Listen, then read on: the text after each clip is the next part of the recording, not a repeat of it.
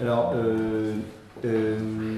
on connaît Ferney pour le fait d'avoir été la commune qui a hébergé le patriarche Voltaire, et on connaît moins une de ses illustres habitantes qui s'appelait Henriette d'Angeville, 1794-1871, et qui est en réalité la première femme à avoir gravi en tant qu'alpiniste le Mont Blanc sans avoir été portée par des hommes. La première en réalité c'était Marie Paradis en 1808, mais Henriette d'Angeville, elle l'a fait seule. Et il se trouve qu'à 44 ans en plus, et il se trouve qu'elle a fini sa vie à Ferney, je crois dans la maison du docteur Beau, enfin c'était...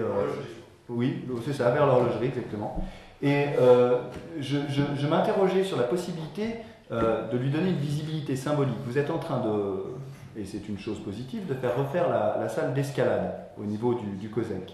Et je pense que ce centre sportif pourrait porter le nom et comment dire, le souvenir d'Henriette d'Angeville, étant donné qu'il se trouve à un des endroits à Ferney où on a la plus belle vue justement sur la chaîne du Mont Blanc. Voilà.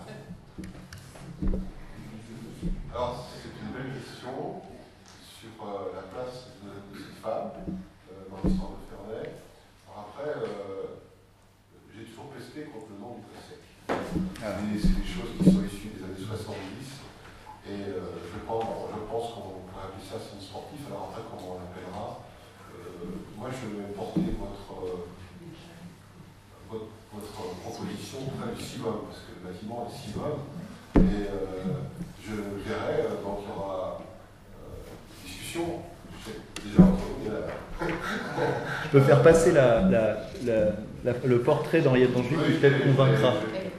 Alors, j'ai vu le parcours de cette dame, parce qu'elle n'a pas fait que ça. Non. Et c'est bien aussi que la place de la femme aussi se retrouve parfois sur les bâtiments sportifs. Et c'est aussi l'histoire de Ferney.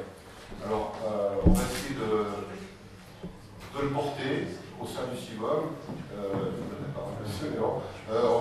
et de convaincre peut-être nos homologues de Saint-Ouen et Gornay.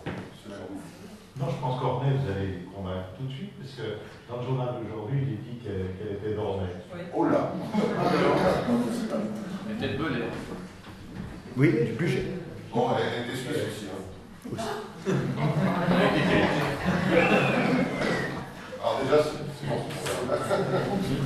Juste pour dire, la bibliothèque de Genève contient de nombreuses lettres envoyées de Ferney par Henriette d'Angeville au moment de sa séjour. Et des dessins. Exactement, qui sont aux archives de Haute-Savoie.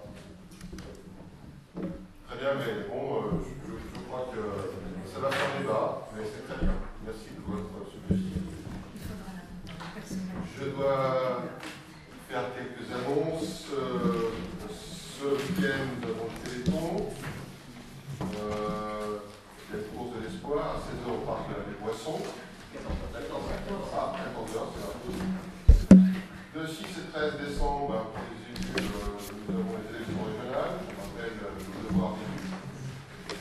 Le 11 et au 13 décembre, le marché de Noël. Et je souhaitais que chacun d'entre vous, dans vos têtes, vous avez reçu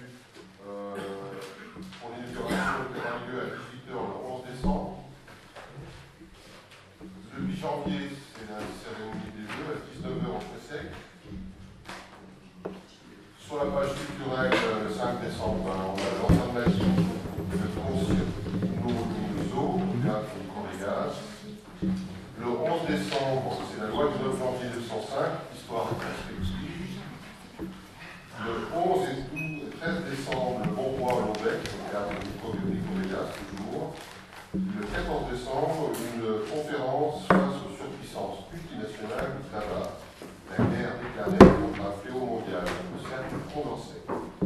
Et le prochain conseil municipal aura lieu le 12 janvier.